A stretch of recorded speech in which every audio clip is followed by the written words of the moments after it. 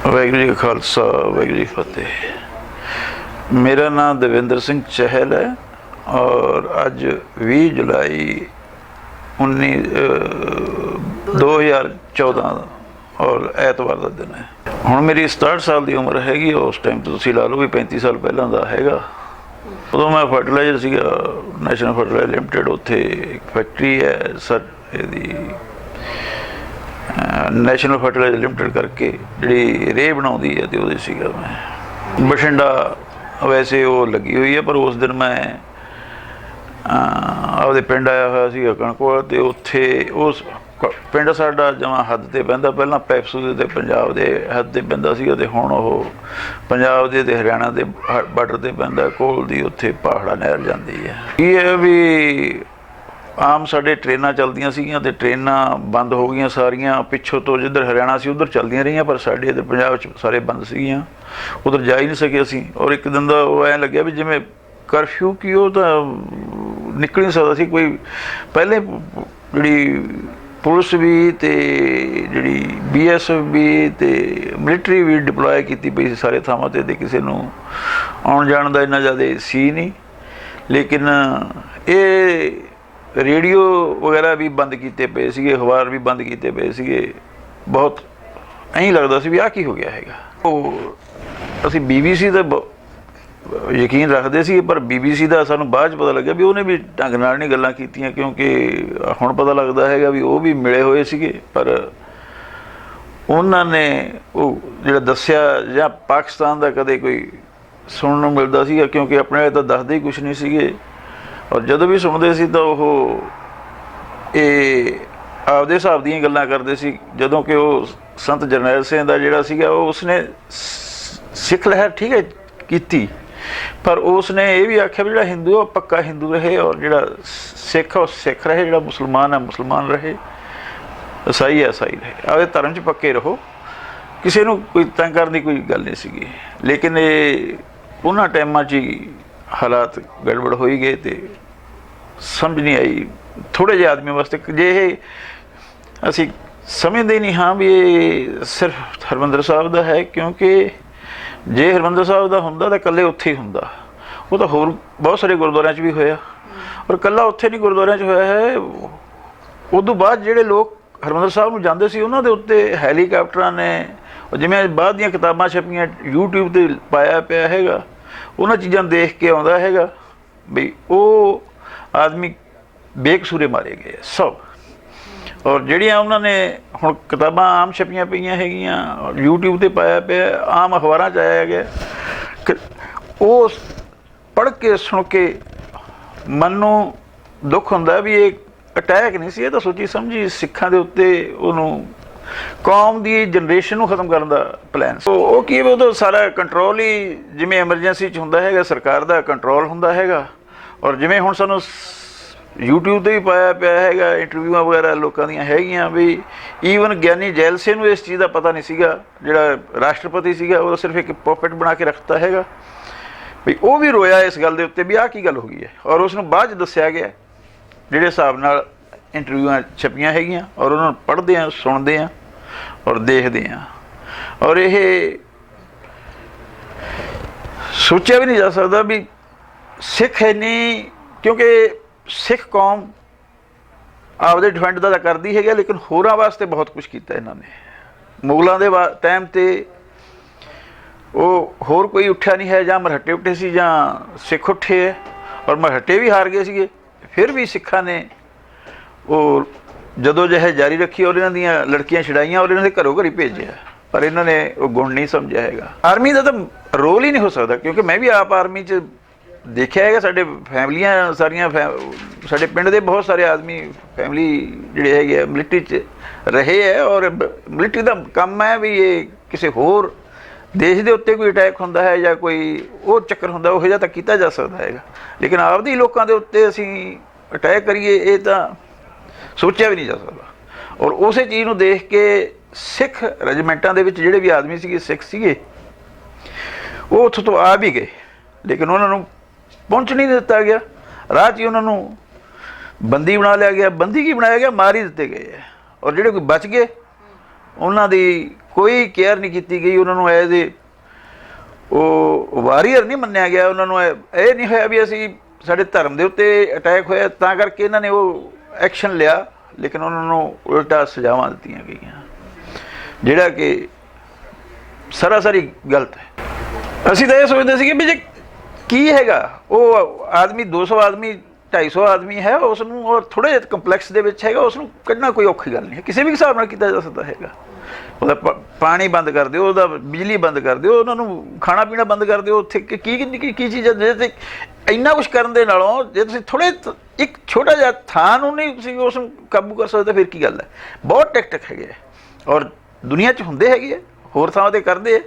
ਅਸੀਂ ਆਪਸ 'ਚ ਜੇ ਕਿਸੇ ਦੀ ਕੋਈ ਲੜਾਈ ਝਗੜਾ ਹੁੰਦਾ ਹੈਗਾ, ਅਸੀਂ ਉਸ ਨੂੰ 50 ਵਾਰੀ ਦੇਖਦੇ ਹਾਂ, ਲੇਕਿਨ ਇਹਨਾਂ ਨੇ ਵੀ ਦੇਖਿਆ, ਪਰ ਇਹਨਾਂ ਨੇ ਉਲਟੇ ਹਿਸਾਬ ਨਾਲ ਦੇਖਿਆ।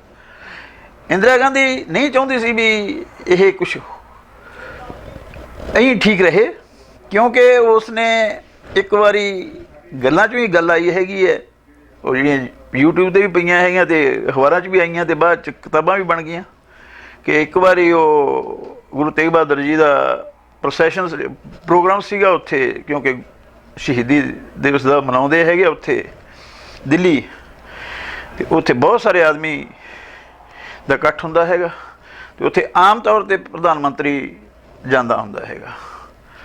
ਔਰ ਉਸ ਟਾਈਮ 'ਤੇ ਵੀ ਉਹ ਜਦੋਂ ਆਈ ਤਾਂ ਉਹ ਉੱਥੇ ਕਰਤਾਰ ਸਿੰਘ ਵਗੈਰਾ ਬੈਠੇ ਸੀਗੇ, ਇਹ ਜਿਹੜੇ ਪਿੰਡਾਂ ਦੇ ਪਹਿਲਾਂ ਇਹਨਾਂ ਤੋਂ ਸੀਗੇ,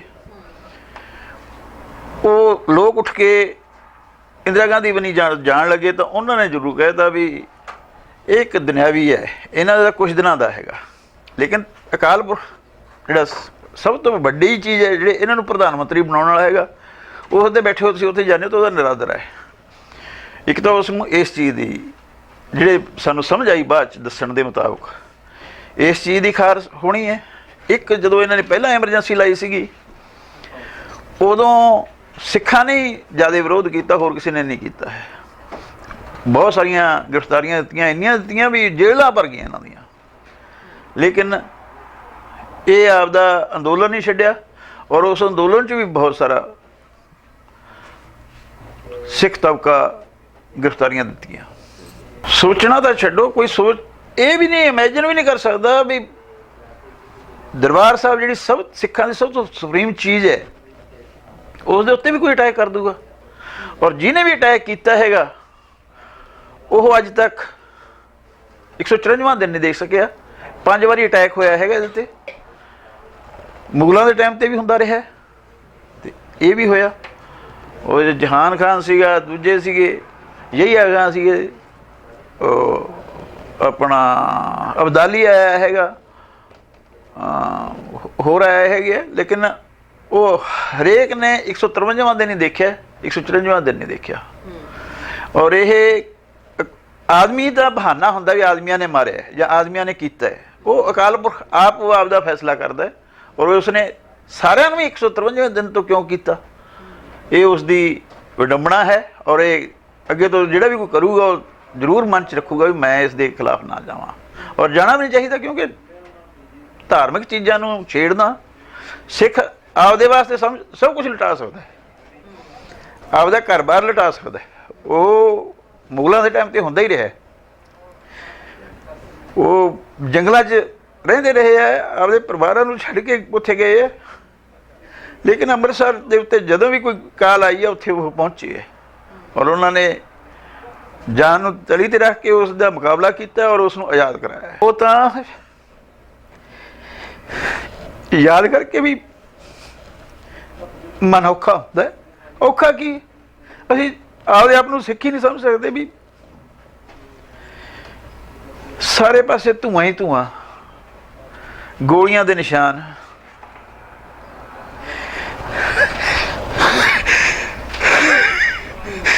ਸੋਚਿਆ ਵੀ ਨਹੀਂ ਜਾ ਸਕਦਾ।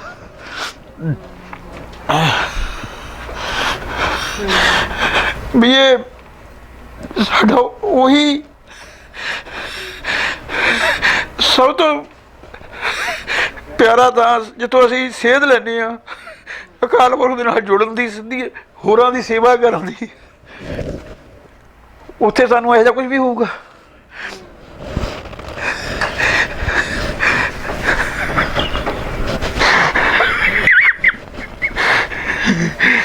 ਜਿਨ੍ਹਾਂ ਨੇ ਉੱਥੇ ਝੱਲਿਆ।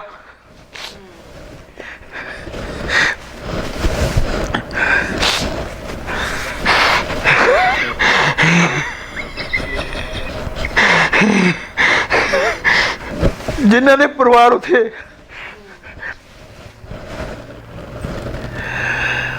ਰਹਿ ਗਏ, ਮਰ ਗਏ ਬਹੁਤ ਸਾਰੇ ਲੋਕ, ਕਿਉਂਕਿ ਉਦੋਂ ਗੁਰੂ ਅਰਜਨ ਦੇਵ ਜੀ ਦਾ ਸ਼ਹੀਦੀ ਪੁਰਬ ਸੀਗਾ, ਬਹੁਤ ਇਕੱਠ ਸੀਗਾ, ਬਹੁਤ ਦੂਰੋਂ ਦੂਰੋਂ ਸੰਗਤਾਂ ਆਈਆਂ ਸੀ, ਔਰ ਅਨਭੋਲ ਬੱਚੇ ਵੀ, ਜਿਨ੍ਹਾਂ ਨੂੰ ਪਤਾ ਲੱਗਿਆ ਵੀ ਬਾਅਦ 'ਚ ਜਿਹੜੇ ਮਾਸੂਮ ਹੈ, ਜਾਣਦੇ ਹੀ ਨਹੀਂ ਕੁਝ, ਆਪਦੇ ਬਾਰੇ ਵੀ ਨਹੀਂ ਜਾਣਦੇ, ਉਹਨਾਂ ਨੇ ਕੀ ਬੁਰਾ ਕੀਤਾ ਸੀਗਾ।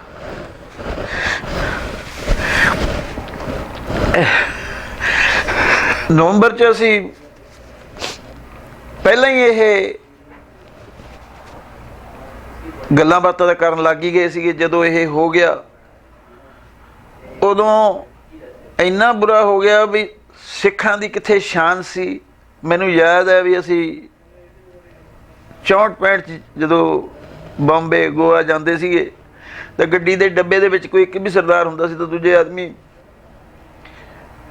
ਮਾਣ ਕਰਦੇ ਸੀਗੇ ਵੀ ਇੱਥੇ ਹੁਣ ਕੋਈ ਗਲਤ ਗੱਲ ਨਹੀਂ ਹੋਊਗੀ, ਸਿੱਖ ਬੈਠਾ ਹੈ, ਇਸ ਨੇ ਹੋਣ ਹੀ ਨਹੀਂ ਦੇਣੀ ਹੈ, ਕਿਉਂਕਿ ਇਤਿਹਾਸ ਦਾ ਪਤਾ ਹੈ, ਇਹਨਾਂ ਨੇ ਆਪਾ ਵਾਰ ਕੇ ਵੀ ਦੂਜਿਆਂ ਨੂੰ ਬਚਾਇਆ ਹੈਗਾ।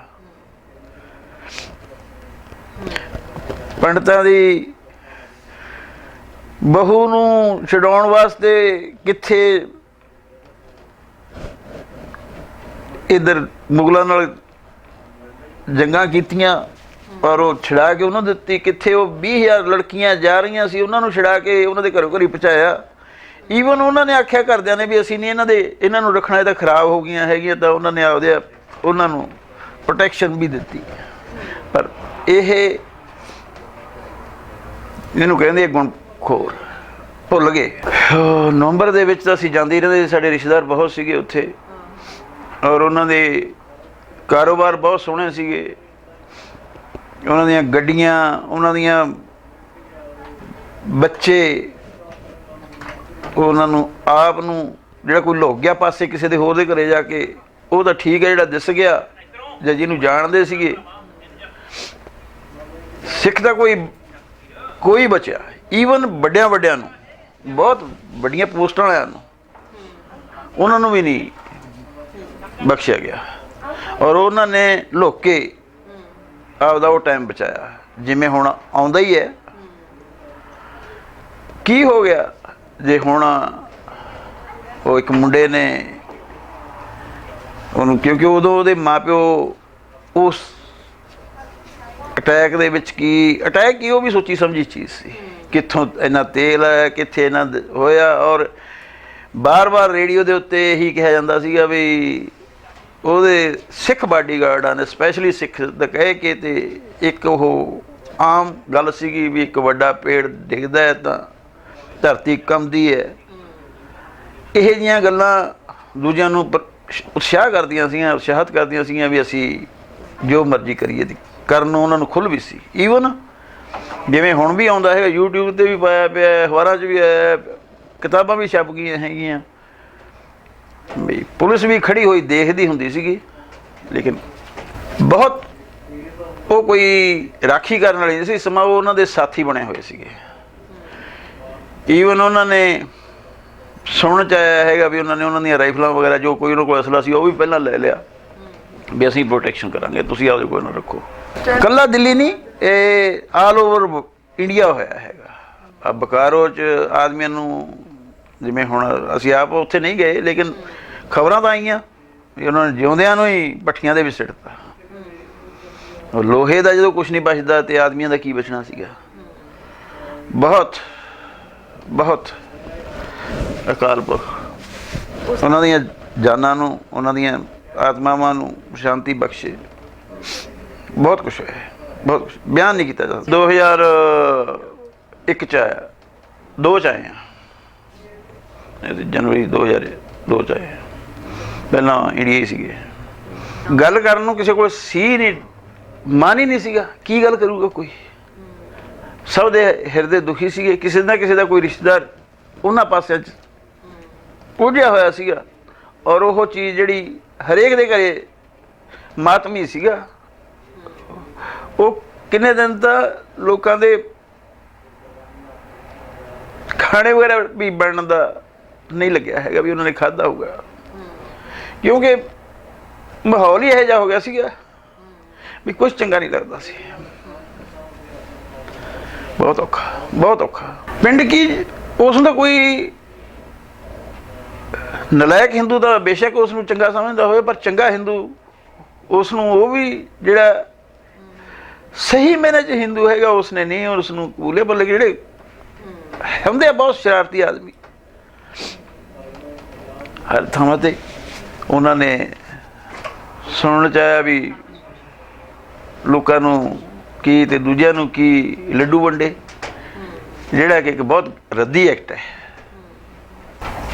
ਪਹਿਲਾਂ ਅਸੀਂ ਅੰਮ੍ਰਿਤ ਨਹੀਂ ਛਕਿਆ ਸੀਗਾ, ਲੇਕਿਨ ਉਦੋਂ ਬਾਅਦ 'ਚ ਅਸੀਂ ਆਖਿਆ ਵੀ ਇਹ ਤਾਂ ਕਰਨਾ ਹੈਗਾ, ਔਰ ਉਦੋਂ ਬਾਅਦ 'ਚ ਅਸੀਂ ਅੰਮ੍ਰਿਤ ਛਕਿਆ। ਕੀ ਸੋਚਿਆ ਜਾ ਸਕਦਾ ਹੈ, 2 ਜਨਰੇਸ਼ਨਾਂ ਉਸ ਟਾਈਮ 'ਤੇ ਮਰ ਗਈਆਂ। ਜਿਹੜੇ ਬੱਚੇ ਸੀਗੇ ਉਹਨਾਂ ਨੂੰ ਮਾਰਤਾ, ਜਿਹੜੇ ਨੌਜਵਾਨ ਸੀ ਉਹ ਮਰ ਗਏ। ਉਦੋਂ ਬਾਅਦ 'ਚ ਫੇਰ ਆਇਆ ਤਾਂ ਉਹ ਸਿਸਟਮ, ਹੁਣ ਉੱਥੇ ਨਸ਼ਿਆਂ ਦਾ ਸਿਸਟਮ ਇਹੋ ਜਿਹਾ ਕੁਛ ਕਰਤਾ। ਸੁਣਨ 'ਚ ਆਇਆ ਹੈਗਾ ਵੀ ਉਹ ਬਹੁਤ ਖਰਾਬ ਹੈ, ਆਪ ਤੋਂ ਤਾਂ ਹੁਣ ਨਹੀਂ ਜਾਇਆ ਗਿਆ, ਲੇਕਿਨ ਫੋਨ 'ਤੇ ਪਤਾ ਲੱਗਦਾ ਹੈ ਜਾਂ ਅਖਬਾਰਾਂ ਤੋਂ ਪਤਾ ਲੱਗਦਾ ਹੈ ਵੀ ਉੱਥੇ ਕੋਈ ਘਰ ਹੀ ਹੋਣਾ ਜਿੱਥੇ ਇਸ ਨਸ਼ੇ ਦੇ ਦੈਨ ਤੋਂ ਬਚਿਆ ਹੋਵੇ। ਔਰ ਇਹ ਵੀ ਇੱਕ ਪਲੈਨਡ ਗੱਲ ਹੈ, ਕਿਉਂਕਿ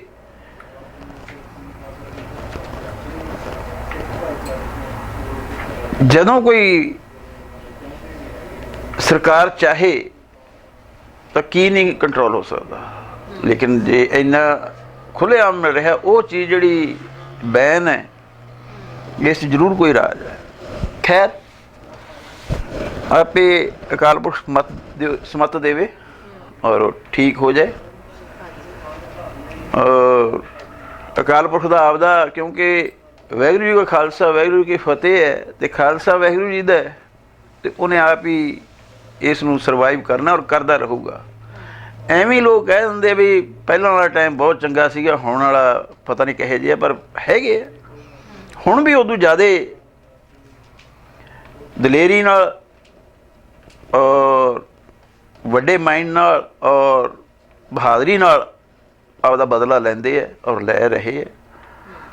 ਔਰ ਜੇ ਫਿਰ ਵੀ ਕਿਸੇ ਨੇ ਹਿੰਮਤ ਕੀਤੀ ਤਾਂ ਫਿਰ ਵੀ ਲੈਣਗੇ, ਕਿਉਂਕਿ ਅਸੀਂ ਆਪਦੇ ਉੱਤੇ ਆਪਦੇ ਪਰਸਨਲ ਅਟੈਕ ਆਪਦੇ ਪਰਿਵਾਰ ਦੇ ਉੱਤੇ ਹੋ ਜਾਏ ਉਸ ਨੂੰ ਅਸੀਂ ਝੱਲ ਸਕਦੇ ਹਾਂ, ਲੇਕਿਨ ਸਾਡੇ ਧਰਮ ਦੇ ਉੱਤੇ ਹੋ ਜਾਏ ਉਸ ਨੂੰ ਬਹੁਤ ਮੁਸ਼ਕਿਲ ਹੈ।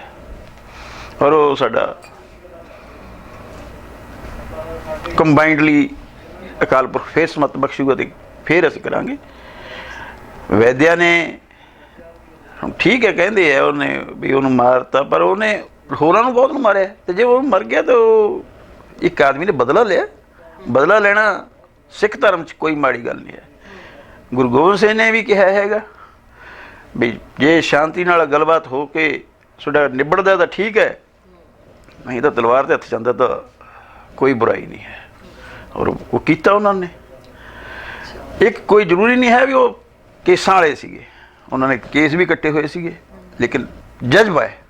ਹੁਣ ਨੇ ਬਾਅਦ 'ਚ ਕੀਤਾ ਹੈਗਾ, ਨਿਹੰਗ ਨੂੰ ਕੀਤਾ, ਜਿਹੜੇ ਨੇ ਉਹਨਾਂ ਟਾਈਮਾਂ 'ਚ ਲੜਕੀਆਂ ਨੂੰ ਬਹੁਤ ਬੁਰਾ ਹਾਲ ਕੀਤਾ ਸੀਗਾ, ਪੁਲਿਸ ਦਾ ਟਾਊਟ ਬਣਿਆ ਸੀਗਾ, ਉਸ ਨੂੰ ਜੇਲ੍ਹ ਦੇ ਵਿੱਚ ਹੀ ਮਾਰਤਾ। ਮੁੰਡਾ ਉਹ ਬਾਲ ਕੱਟੇ ਹੋਏ ਆ ਉਹਦੇ, ਪਰ ਬਾਲ ਕੱਟੇ ਆ ਜਾਂ ਨਹੀਂ ਹੈਗੇ, ਲੇਕਿਨ ਅੰਦਰ ਜਜ਼ਬਾ ਕੀ ਹੈ, ਅੰਦਰ ਉਸ ਦੀ ਸੱਟ ਲੱਗੀ ਹੈ, ਕਿਸੇ ਦੀ ਧੀ ਭੈਣ ਹੈ, ਉਸ ਨੂੰ ਗਲਤ ਕਰਨਾ, ਉਹਦੀ ਸਾਰੀ ਜ਼ਿੰਦਗੀ ਰੋਲ ਦੇਣਾ, ਔਰ ਇੱਕ ਨਹੀਂ ਮਾਹੌਲ ਹੀ ਬਣਾ ਲਿਆ। ਉਸ ਨੂੰ ਸਜ਼ਾ ਮਿਲਣੀ ਚਾਹੀਦੀ, ਔਰ ਮਿਲ ਗਈ ਤਾਂ ਕੀ ਲੋੜ ਆ ਗਿਆ, ਔਰ ਅੱਗੇ ਤੋਂ ਵੀ ਮਿਲੂਗੀ ਜੇ ਕੋਈ ਕਰੂਗਾ ਤਾਂ। ਇਹ ਕਰਨ ਵਾਲੇ ਨੂੰ ਪਹਿਲਾਂ ਸੋਚਣਾ ਚਾਹੀਦਾ ਵੀ ਮੈਂ ਕਿਸੇ ਗੱਲ 'ਚ ਹੱਥ ਪਾਉਣਾ ਅਤੇ ਉਹ ਮੈਨੂੰ ਛੱਡੂਗਾ।